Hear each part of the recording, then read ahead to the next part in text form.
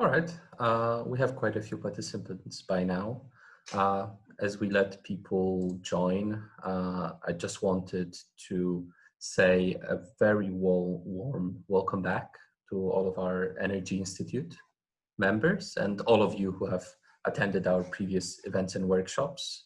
And also welcome, of course, to those who are joining us for the first time. It is absolutely fantastic to have you. Thank you for your interest in our organization. I do hope that being members and participating in these events will be helpful for you. As a brief introduction, my name is Piotr, and I'm a board member of the Energy Institute Young Professionals Network in the Middle East and the Gulf. And I'm joined today with a few of our YPN committee members, Shahta and Andy, and a couple of our volunteers. As well as the leader of today's workshop, Basima Abdulrahman, whom we'll introduce shortly. But before that, I just wanted to say a few words about the Energy Institute, and I do apologize in advance to those who have attended the event before and have to listen to that for the X time. Anyway, so to quickly go through this, the Energy Institute is a professional membership body for the global energy industry. We deliver good practice and professionalism across the depth and breadth of the sector through knowledge and skills development, and we are led by Lewis Kingham, based in our headquarters in London, UK. So as a member of the Energy Institute, you can get access to a lot of great material to accelerate your career, such as knowledge base, skills development, and good practice. If you are interested to join us as a member, please don't hesitate to get in touch with us after the webinar. But I would like to also add that in order to attend majority of our events, such as these webinars, you don't have to be a member, just get on our mailing list, become a supporter, and we're very, very happy to have you as part of our network. So the Middle East branch of the Energy Institute is led by two key individuals, Trevor Stott-Briggs and Dr. Wada Kanem, our honorary chairman. They're both pretty distinguished professionals with many years of experience in the energy industry, and they are very supportive of the work we're doing as part of this network. Our Middle East YPN was established within the Energy Institute just last year in 2019, and it is really a part of a very wide network of branches across the world, spanning 4 different continents. Our mission is to act as a hub for tomorrow's energy leaders, and we aim to build a platform where young professionals like yourselves can grow, network, and kind of develop your skills and grow your networks from the perspective of like-minded individuals working in the same industry. As for the committee members themselves, besides myself, we also have Shahta Altaya, who's a senior consultant at EY, working in the energy and sustainability practice, and Andy Webster, global digital business leader with KBC. Plus, we have a range of volunteers, and we're still looking for volunteers. If you're interested, please do get in touch with us. So what is the YPN, particularly focusing on the Middle East itself? Before the pandemic, we focused a lot on in-person events. Given the current situation, we do virtual events mainly. So, right now we are fairly restricted in what the network can do. But looking forward to the times post the pandemic, besides the online events, we're also very much looking forward to organizing socials, mentorship events, site visits, networking sessions, and larger in-person speaker and networking events. One of our key initiatives these days, whether virtual or not, is Generation 2050. We are looking to engage with leaders with people who will become leaders in 2050, just like yourselves as the young professionals. So we kindly invite you to fill in a survey, which you can see here at the bottom, and we're going to notify you about any and all of the future events around this topic, and further ways to get engaged with us about on the Generation 2050 initiative. To tell you a bit more in practice what it means to become a part of the YPN and give you a flavor of the events we have done, we have launched the event in 2019 during the Global HSE and Sustainability Forum organized by the energy industry. We had a room full of really interesting people, young professionals, and a great panel of speakers with a networking event afterwards. In February, we held a workshop which was sponsored by ENOC and led by Dr. Wada Kanem on reflective learning. This was unfortunately our last in-person event, since we've held a range of pretty interesting webinars. Right now we're running this bi-weekly series of virtual workshops. Today is the sixth one. We'll be running them through the end of the year. And let's see what 2021 brings. We'll definitely continue growing this network, setting up these events for you as much as we can, but we're looking forward to organizing more events in person, as I've mentioned before. So today we'll be focusing on the topic of going green, buildings voice, talking about green buildings and sustainability. But something that I can flag for everybody is that following our bi-weekly series of workshops, in 2 weeks we'll be talking about nuclear energy, and then in 4 weeks from now we're going to have our first YPN virtual networking event. And with that, I just wanted to briefly introduce Basima. So Basima is an accredited green buildings professional with a fantastic career in the energy industry, focusing on buildings. She's currently a founder and CEO of KESK, which is the first company in Iraq established to introduce the concept of green design and construction. And besides that, Basima is really a kind of young professionals leader, working with the WF Global Shapers. She's a TEDx speaker. She's a climate trailblazer. And with that, I'll pass over to her. And hopefully you can join me in welcoming Basima. And we're looking forward to a fascinating workshop. Thank you. Thank you, Piotr. Thank you so much for the nice intro. So I like stories, guys. I don't know about you. I am an engineer in my background. I have bachelor's in civil engineering, master's in structural engineering. I'm a green building accredited professional. But I don't want to start the presentation and go through technical talks before I get the impression from the group, what are you really interested in learning about?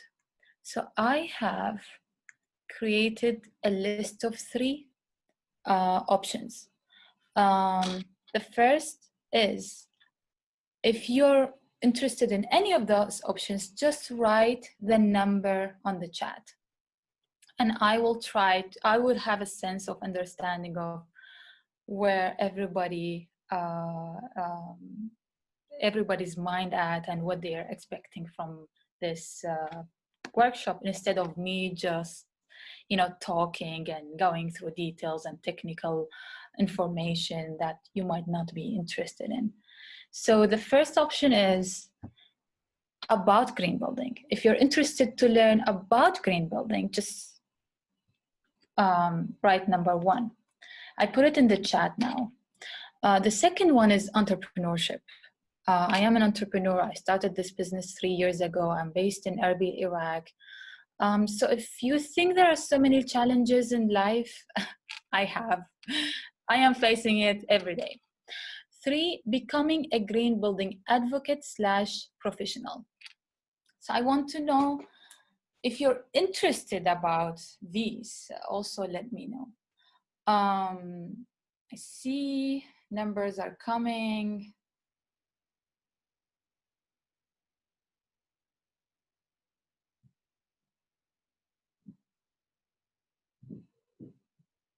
Okay, we have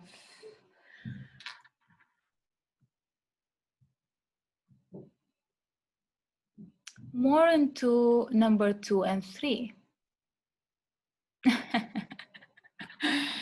So no problem, entrepreneurship, but in the area of green building.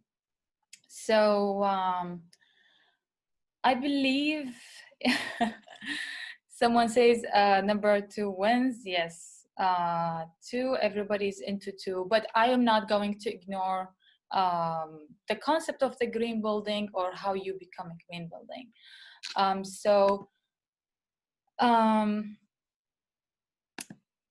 I will just tell you a little bit about entrepreneurship, but in the area of green building. Entrepreneurship is about the fact that you like something so much, or you are passionate about something, and that's the definition, from my side, what I think about. I like something so much, and I want to spend my days and weeks and years doing something around that. So I am very passionate about environment protection. Why I am passionate about environment protection? Because my number 1 value in life is health. So I eat healthy, I like to exercise, I sleep 8 hours a day. I care about all these things. I can control how I treat my body, what I put inside my body. I can clean my space, but what about Earth? I cannot just live in this bubble alone. And a lot of environmental disasters happening around, and I worry every day. What if all water became polluted? What if water became scarce? What if climate change is going to affect a lot of areas, and we're going to have all sorts of environmental issues and desertifications? People will have to move, food will become not as available as we are used to, and so many things that makes me worry. And then that's when I decided that I'm going to use my professional experience and background somehow into mitigating these issues, or these kind of disasters. So the concept of green building wasn't introduced to me, not before I was doing my master's in the States, and there somehow I heard and learned about it by chance, and I was still like 1.5 years through my master's degree, and I realized, oh, that's exactly what I want to do. So I decided that I'm going to use my engineering background in building green buildings. And it's a long journey. I don't want to talk about how much emotional and psychological challenges you would be facing, especially with someone who doesn't come from a business or a management background. You might be comfortable just with certain kind of pressure and workload. But my passion for doing something about the climate change, doing something about environmental deterioration, pushed me forward that I start KESK, because there was no other companies in Iraq that is doing this work, and I wanted to do it. I wanted to do it under someone else's umbrella, and it took me 3 years to take this step after I came back to my home country. exactly from January 2015 till August 2017. That was the time the time gap between when I was thinking about doing this till I decided to do it. Of course, in the process, I started looking online. I developed my skills. I studied leadership in energy environmental design. I went to the States twice. I took the exams. I became a accredited professional. I came back looking for companies that I can work under. And I was told then I need to go and move somewhere else. But I did not want to move out of my home country. We were going through war. There was another crisis happening. And the only reason I decided to come back is that I want to be a positive force into doing something good in the middle of all this chaos and war um, and negativity in general. So me moving to some other country, even if it's a neighboring country, I wouldn't be feeling good about it, because the whole purpose of me coming back, I want to be here. That's when I decided, okay, it seems like I have to do it. So I started with something really simple. It's a website. I looked for options, templates online. I found Wix.com, it's a very famous website. I mean, I have developed myself in the 3 years before I proceed with this step by all the knowledge. I took all kind of online, free and non-free courses about sustainable buildings, sustainable cities, green buildings, sustainable design, even other kind of designs that I would believe they can be sustainable, like inclusive design. It is also sustainable. What we mean that we cannot exclude anybody, whether based on gender, religion, or disability when we're conducting design. So I started studying about all these things, and only when I felt that I have enough knowledge that makes me know more about green building than anybody else, then I decided to start this website. And the step of building starting the company and doing with formal registrations all happened organically, because once I started the website, people started coming in and saying, we want to do this voluntarily with you. We believe in the idea. You might think, we're in Iraq where people are having different mindset. No, people always, everywhere, in any time, there are people who believe in something, but there is no space where they can express themselves and practice what they believe in. So they found this under the umbrella of KESK, and everybody came saying,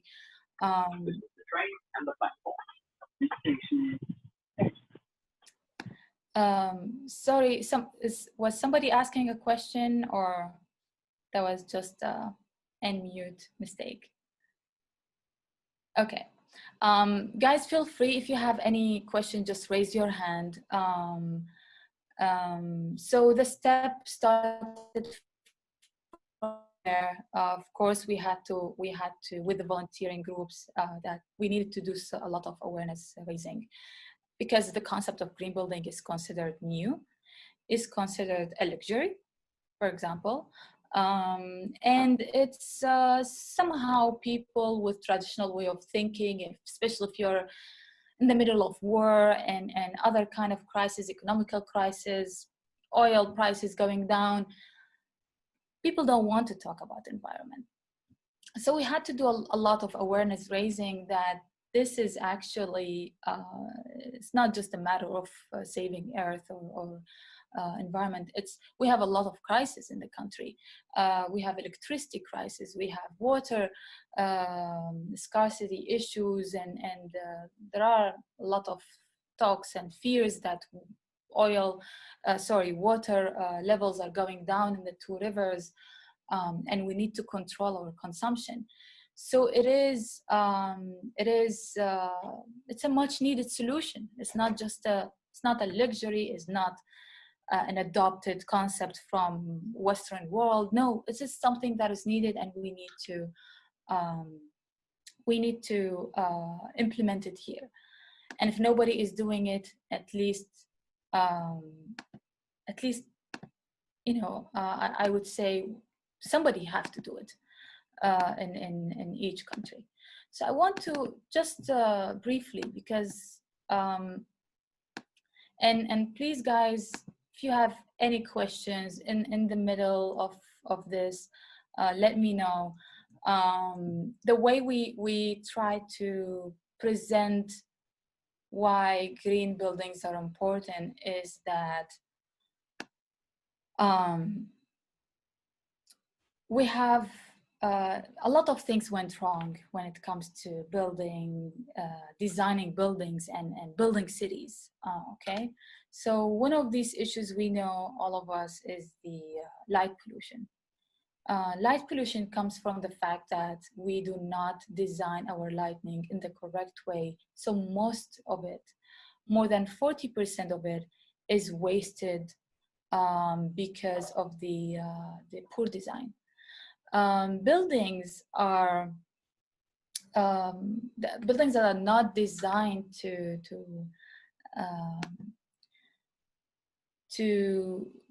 not designed sustainably, they waste a lot of, they make you lose money. They make you lose money in terms of your consumption of electricity, your consumption of water. So whether you have a small building, big building, you run a complex, you are going to lose because of your non-sustainable design. When we're developing cities, we don't think of keeping and balancing the green spaces versus the developed spaces. When we replace green lands or even soil with asphalt and concrete and brick, basically we're turning a reflective surface into a non-reflective surface, which means that most of the heat is going to be absorbed by concrete and asphalt, and it's going to be emitted again, creating what we call it heat island effect. That's why cities are at least 3 degrees Celsius more hot than the surrounding areas. And this can be dangerous in some areas. If you are going to cross 50 degrees Celsius, I mean, some areas in Iraq, they're already crossing that, but this can be dangerous. We cannot underestimate that effect of heat island.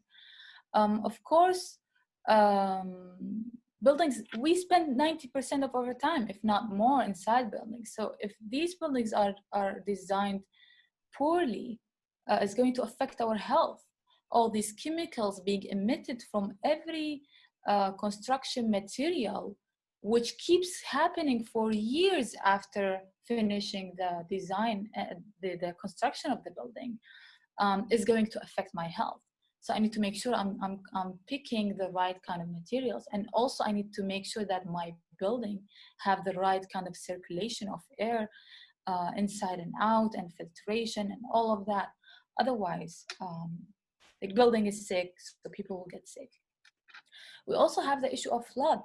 The issue of flood happens because the spaces we talked, these surfaces we talked about, the concrete, the asphalt, is not absorbing this excessive rainwater. So it's going to have what we call it rainwater runoff. It's not an issue only of flood.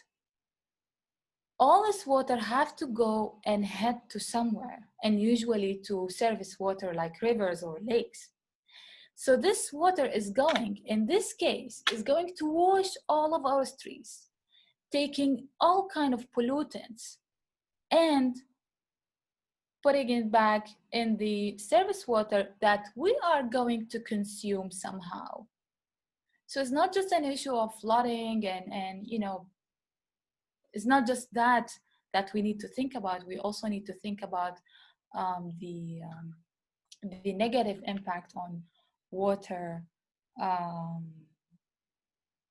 drinkability as well. or use in general if we're going to pollute it.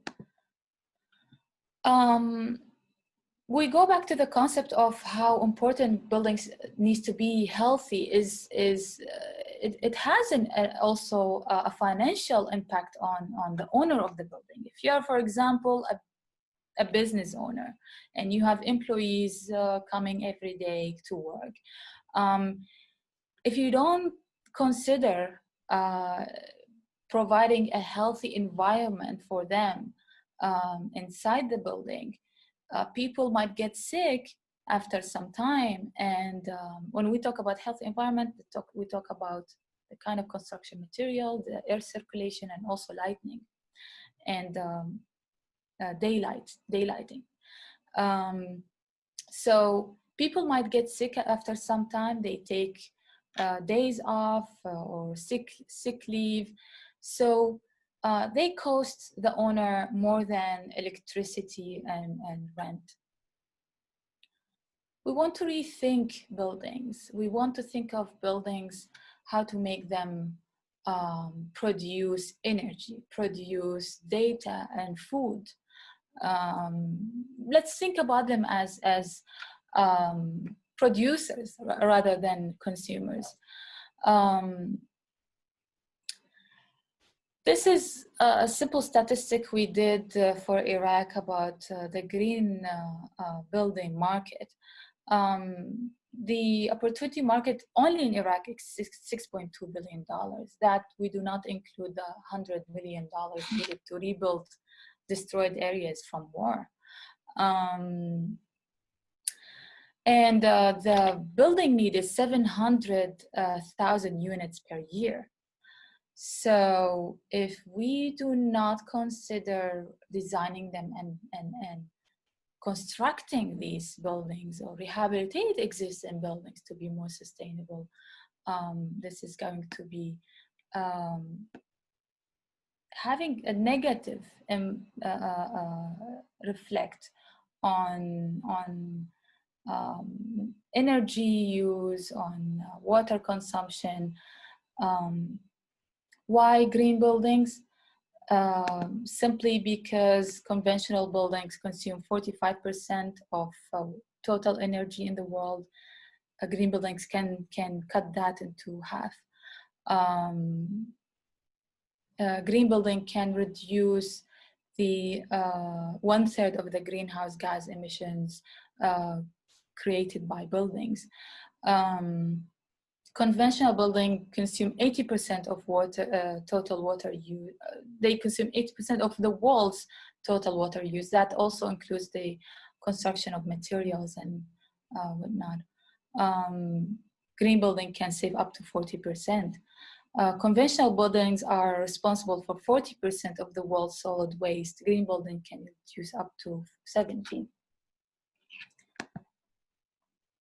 Benefits of green building: property owner benefits, decreasing operational costs, also increase the market value of the building, of the property itself, and increase the rent and occupancy rate. So the rent cost goes up, property owner is going to benefit from that. What are the environmental benefits? We conserve and restore natural resources. We don't consume much natural resources. We reduce waste stream. Most of the green building waste goes to recycled or reused. And also we reduce greenhouse gas emissions. I care so much about the social benefit because it enhances people's health and comfort and also improve their life and minimize strain on local utility infrastructure. This is a big issue here in our country. Electricity comes 12 hours a day, and we have to rely on other sources that are extremely expensive. So if we just think about, adapting the green building concept, we might not even need to build a new power plants. And the economic benefit is to reduce operating costs, of course, and optimize life cycle for the economic performance. Better occupant productivity, people will feel much more happy, they produce more, they're more active, and of course, your asset and property value is going to be higher. That's something we always try to explain to our customers. We say when they ask us about the cost of the green building and they see that it's costly, of course, because we're using new solutions that we don't usually use in a normal or conventional building. So they say it's expensive, but we tell them this building is going to be there for 50 years. And you have to think not only of the design and construction cost, you have to think of the maintenance and operation cost. That is what you need to worry about the most when you're constructing your building. I don't know if you're interested in these technical details. I'm going to skip them. If you're interested in learning about what are the green building solutions, you can find them. If you want to become a green building advocate or accredited professional, there are many rating systems out there. There is BREEAM, there is Istidama in UAE, there is LEED in the States, and it's adopted also globally. You can start with, you can start by becoming a LEED Green Associate. They call it LEED GA.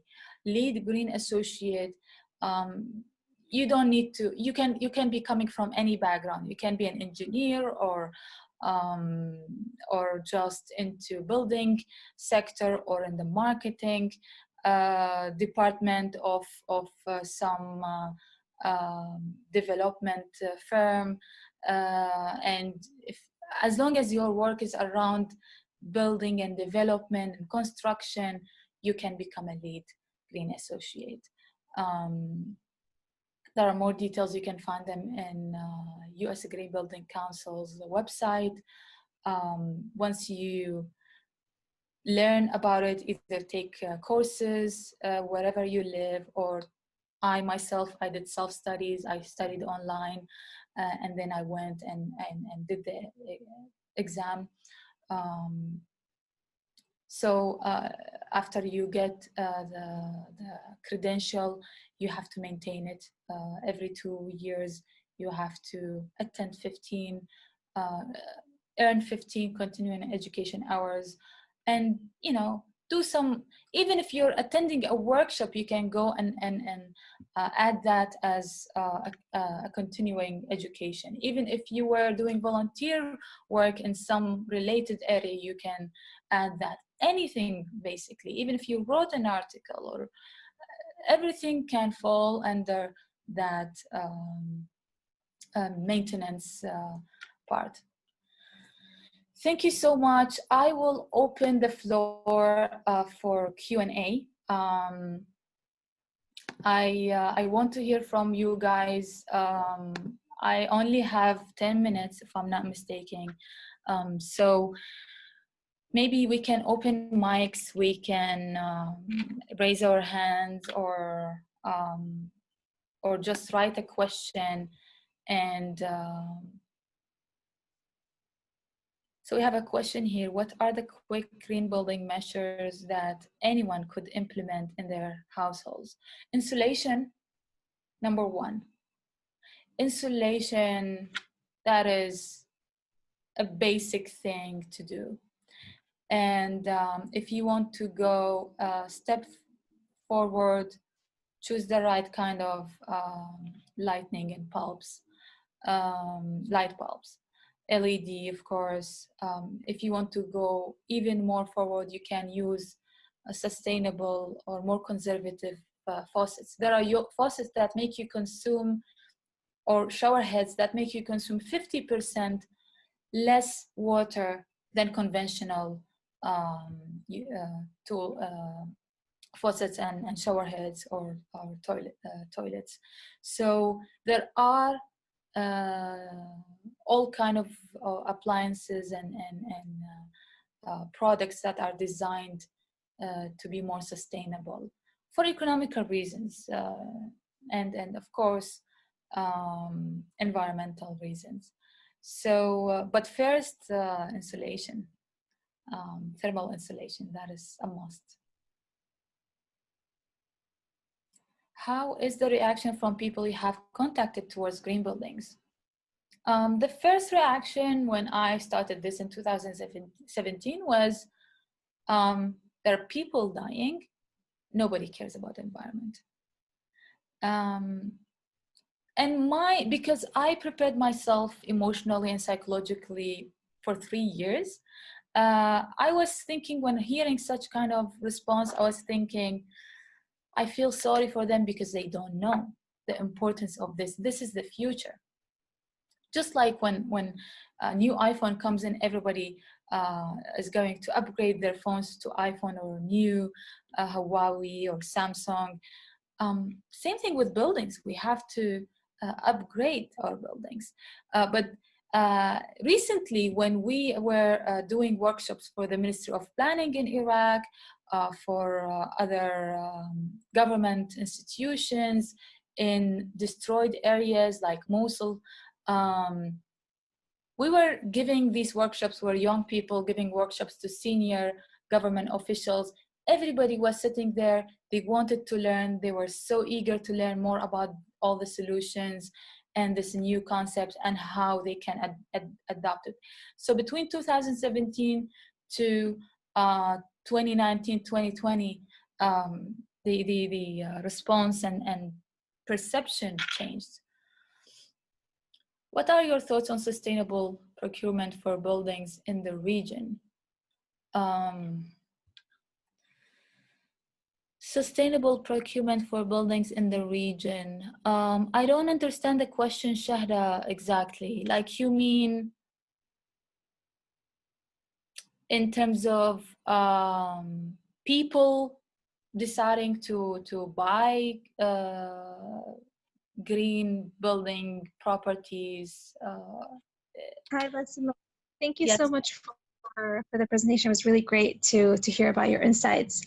Actually, I was referring more to, I think, the LEED sustainable purchasing, is it criteria or so?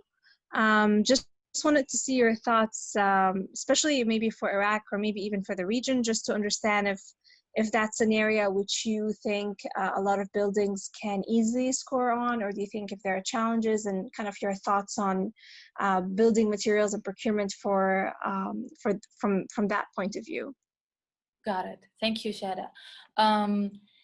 LEED is a rating system, but it's very, very flexible. You can achieve 40 points out of 110. And you can also become creative and innovative and bring your own points. So we have a building that we're rehabilitating. It was bombed in Mosul, and we are designing it and rehabilitating it now to become a green building. It was very easy for us to take the 40 points for LEED. Because in LEED you have categories, you have 4 categories. You can go with the lowest, and then you can go up if you're interested in increasing the category of the certification or the level of certification. So actually it's been adopted in a lot of areas. Turkey is top 10 in the world in terms of LEED certification for their buildings. All their government buildings have to be LEED certified or BREEAM certified. Same thing in UAE, green building certification is becoming a must for government buildings. And a lot, there are a lot of, we see in Jordan, same thing. In Iraq, this initiative haven't been explored. And that's why we're very proud that we are creating a living sample there. I want to be aware of time and cover as many questions as possible. How many years does it take for Greenbuild to make a profit, pay for itself? Also, will we receive a copy of the presentation? Thanks. I would love to share the presentation. For Greenbuild, I can say from 5 to 7 years, you can pay back for all the expenses, for the extra solutions you decided to adopt. You mentioned wanting to work from Iraq, which is fantastic, but is there a regional movement to support all Gulf countries moving towards green building standards like we have in Europe with the EU Energy Performance of Buildings Directive? So I know there are green build councils. In each country, there's a green building council. Unfortunately, we have one in Iraq, but it's inactive. But it's there, so the initiative is there, but there are not to my knowledge, I don't think there is any kind of regional movement where bringing everybody together. Sean, we will be sharing, okay, someone was answering. I'm a lead J trying to become a lead AP since I'm doing self-study. Could you share some of your experience pointer on going through your accreditation? It's actually not hard to do it, to do a self-study. I just went online, I found some online resources, but I dedicated a lot of time, like a couple of weeks of studying for that, and it's not difficult. It's nothing more than what you have experienced in a GA exam. So it should be easy. It's up to you if you want to attend an in-class or an online interactive class. I think that also going to give you some confidence also to an understanding of how. But don't just rely on the in-class course, because you would need to also do some self-study.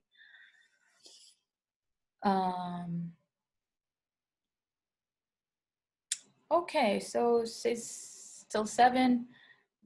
It's 5:43 my time, Shahda. So I love to sit for. I'm just kidding. I know this is UAE time. So we still have another 15 minutes to discuss. Could you maybe mention some of the interesting work you're doing on this topic with the Global Shapers? Okay. So that's why I did not want to talk a lot about my journey before I start start this business.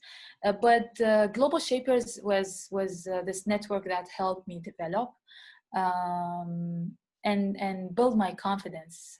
To be honest, I was really into the idea of doing something about environment, creating some initiative here. And I wanted to start with plastic.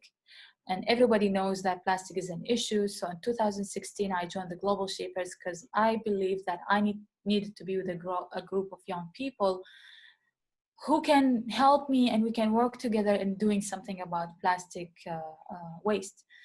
So we were able to conduct a project for distributing plastic bins and containers and connecting universities and connecting universities with recyclers who usually take their plastic waste from scavengers. You know, people who go to the landfill, they collect plastic, they come and sell it to somebody, that somebody will sell it to the recycler. So we say to the recycler, we will bring you a clean plastic. We just want you to collect it. And they loved the idea, so we distributed these bins and the big containers in all universities. We signed an MOU with universities here in Erbil, and it became a huge movement, especially in the beginning of 2019. Media and news, they covered this, and I would say proudly it was like a little initiative of mine that gave me confidence to proceed with other things that I wanted to do. And that's important. It's important to be part of a network. You guys are lucky to be part of this network, so you can gain some positivity and get an energy boost from each other.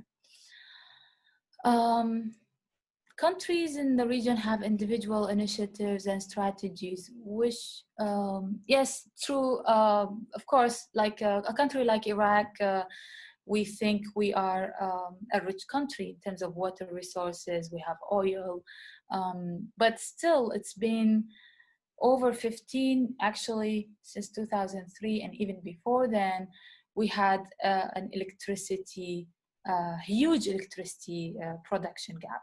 So we are not we don't have an abundance of resources as much as we believe we have, because if we do, we could have fixed this, and also we have to take into consideration the population growth. We have to take into consideration, like I mentioned, 700,000 housing units are needed every year. This housing unit needs water, needs electricity, needs this and that. So with poor planning and development, the crisis is just going to get bigger. So that's why we have to start today. I was just wondering, because I believe it has been useful here in the UK to have partner in Europe pushing us.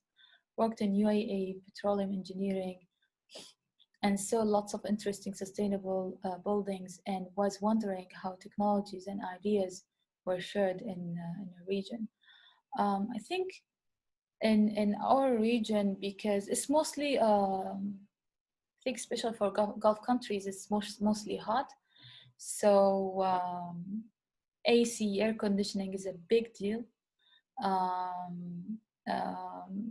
Any kind of sustainable solution has to be around how we somehow reduce that, reduce the AC use and the electricity consumption in that regard.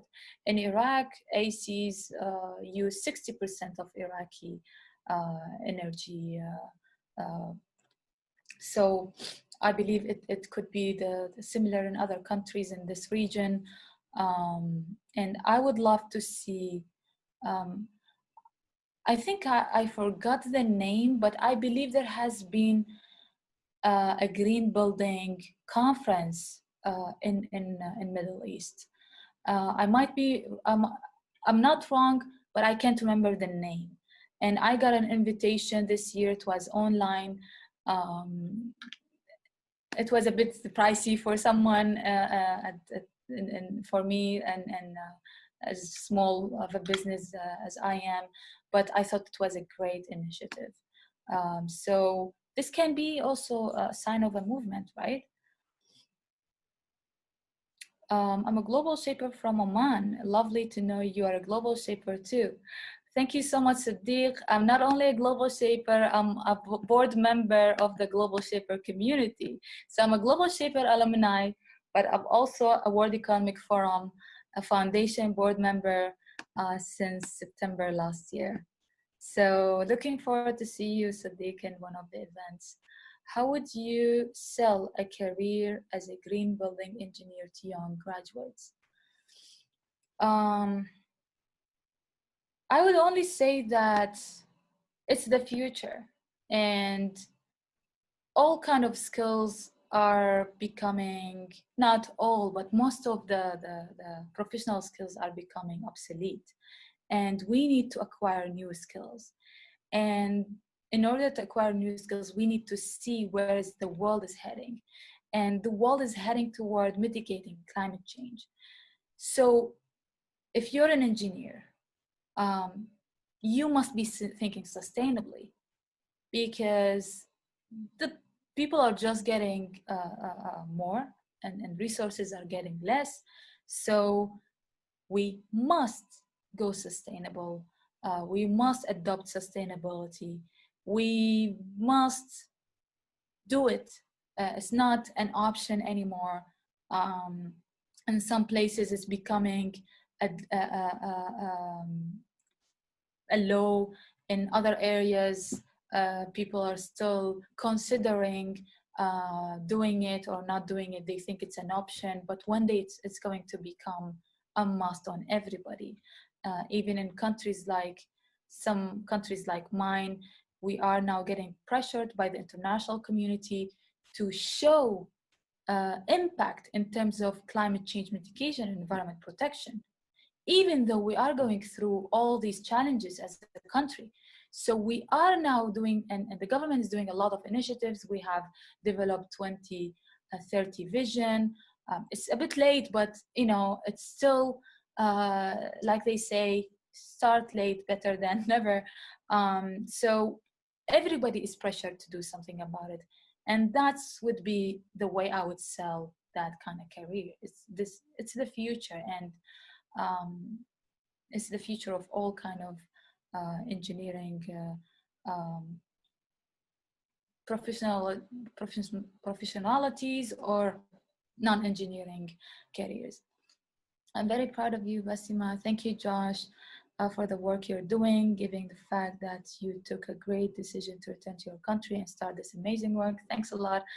What is your advice to students or newly graduates who mostly don't get good preparation to face life after school? Well, I think schools also need to be upgraded, the school systems. That's not my area of expertise. Someone else has to do it. I would say for now, we just need to, as much as possible, use this abundance of information that is available for us online. We all now have smartphones. We all have somehow, in a way or another, access to internet, and we can get all kind of information, trainings, workshops, even for free, online or in class, everywhere. So let's just use all these resources to build our skills. Unfortunately, I don't use anything of all the knowledge I have acquired from my bachelor degree time or my master's degree time. My practical experiences, somehow maybe 5% I use from that knowledge, but the rest is come from practical experience. And all these softwares and tools that now available for us, they help us reduce great deal of time in terms of design of buildings or anything actually. For example, within our team, we use a building information modeling tool. And for those of you who knows about it or who don't know about it, it's a great tool that helps me not only help me in designing the building, but also help me and give me a comprehensive report on, by me picking these kind of construction materials and insulation and kind of windows that are double glazed or sustainable, how much they're going to help me in terms of reducing energy cost. It can even translate that into money. It can even translate that to the CO2 emission. And in our building in Mosul, the BIM report showed me that before and after the building, the new design has achieved 80% reduction in energy consumption compared to the conventional building. The conventional building was really simple and basic, no sustainable solutions whatsoever. But that is a number that we should communicate with everybody. We even did not believe that this number is real. We had to go create another sample and add the same solutions to the green design versus the conventional one. We got the same results. So so there are a lot of tools, Josh, and I believe just looking online, you will find all sort of information resources. I don't see any more questions. I try to cover as much as possible during this hour. Thank you guys so much. Thank you so much, Basima. And also, I think it was a fantastic conversation. So also kudos to everyone for the questions. I think it was great to have people from literally all over the world, from UK through Iraq, Middle East, South Africa. Fantastic conversation. So I just wanted to close off. I don't think there are any more questions, by sharing some of our contact details with you guys. If you want to get in touch with myself or Shakta or YPN more general, you have the contact details on the screen now. Please do feel free to get in touch about, we're keen to hear your ideas and suggestions for future topics. If you're keen to join the Energy Institute as a member or as a volunteer, or generally talk and network with young professionals in the energy industry in the Middle East, we would love to hear from you. And we are going to share the material. The recording is going to be available on YouTube. Everybody will get a notification once that is ready. So once again, thank you so much. Oh, and Ireland, another country. Thanks, Sean. Thanks so much for attending. Thank you very much, Basima. Thank you, guys. I would love to connect with all of you. Feel free to look me up. And thank you so much, Shahda and sure. It was great being part of this. I hope everyone's joining us in a virtual round of applause right now. And Malaysia. Oh yeah, what a fantastic group. Thank you very much, guys. Have a fantastic evening, and we'll see you on the 2nd of November on our next event on nuclear energy. Thank you very much. Bye. Goodbye.